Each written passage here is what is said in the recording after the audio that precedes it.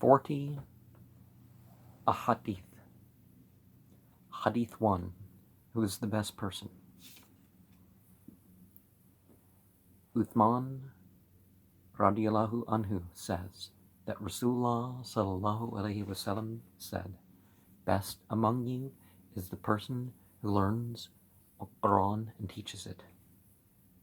Anna Uthmanna qala Rasulullahi sallallahu alaihi wasallam, khairukum man ta'allama al-Qur'ana wa allamahu.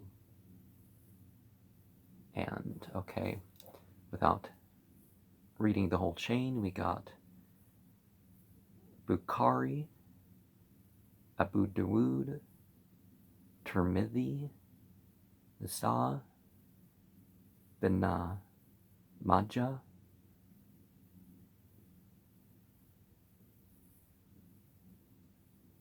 Muslim,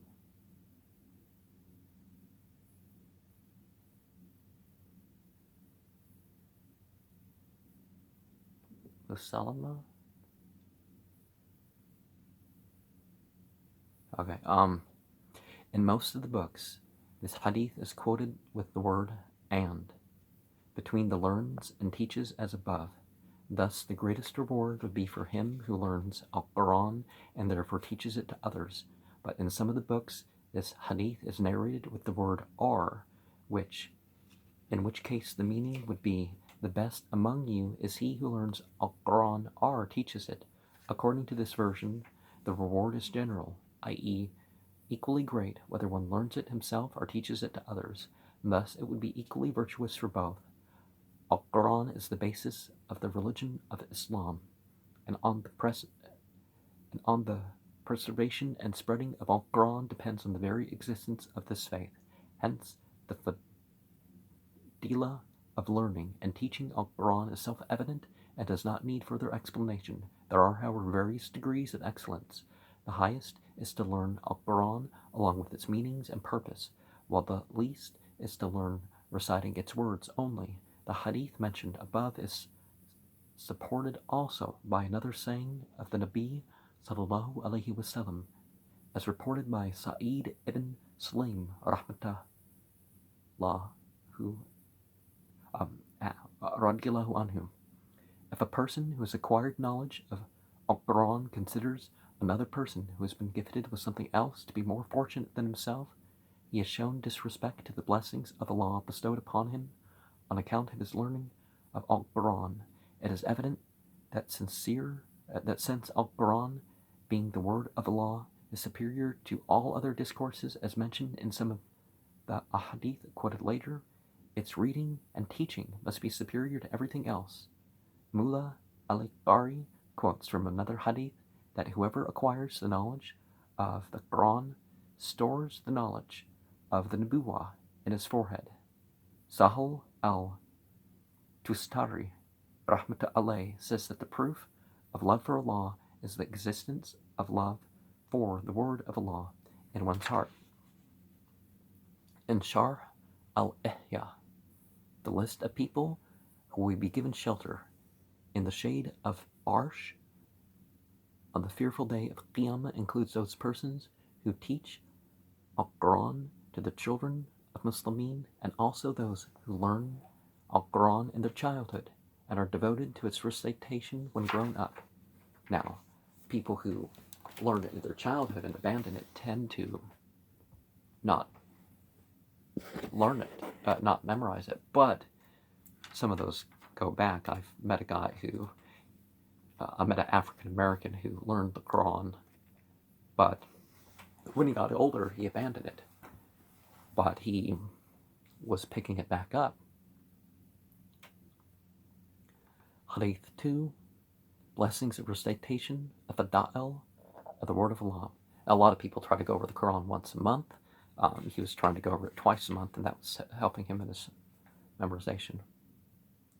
Abu Sa'id radiyallahu anhu says that Rasulullah sallallahu alaihi wasallam said, "If someone is unable to do remembrance and supplication because he is busy with Al-Quran, I will give him better than what I give those who ask me for things by supplication. Allah's speech is much greater than all other speech, as Allah Himself is greater than all of His creation. An Abi Sa'idin qala qala Rasulullahi sallallahu alayhi wasallam yaqulu Rabbu tabaraka wa ta'ala man shagalahu Quranu an dhikri wa masalati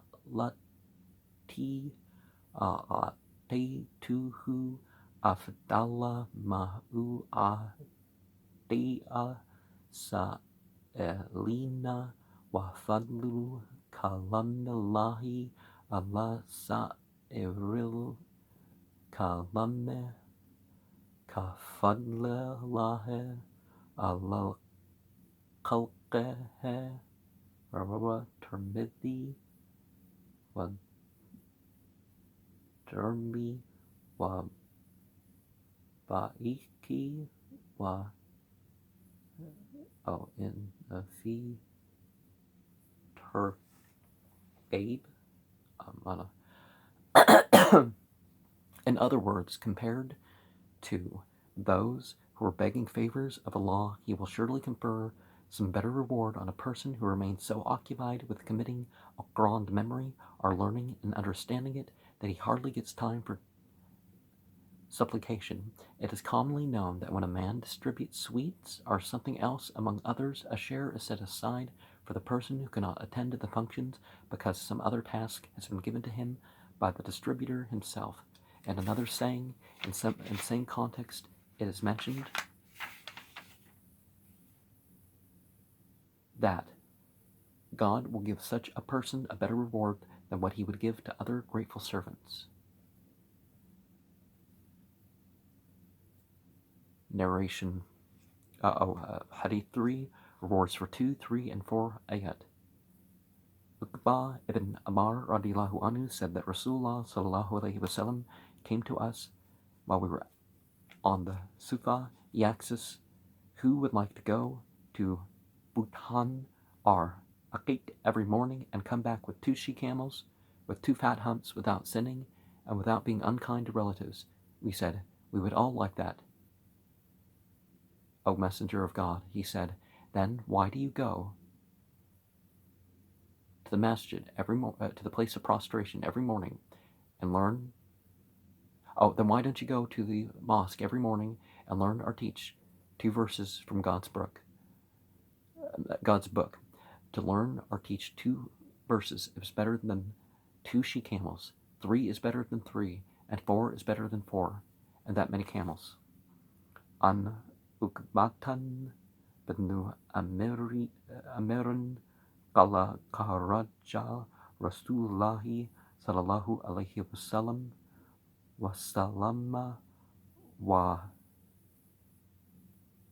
tahtu fi sufate faqala ayyukum yuhibbu an yagdu wa kulla yamin illa burahana awe aqiqe fa atiya binaqatene kuma waine fi ghayri ithne wala qati'ati rahime faqulna ya Rasulullah kullana muhibbu dhalika qala afala yagdu wa ahadukum ilal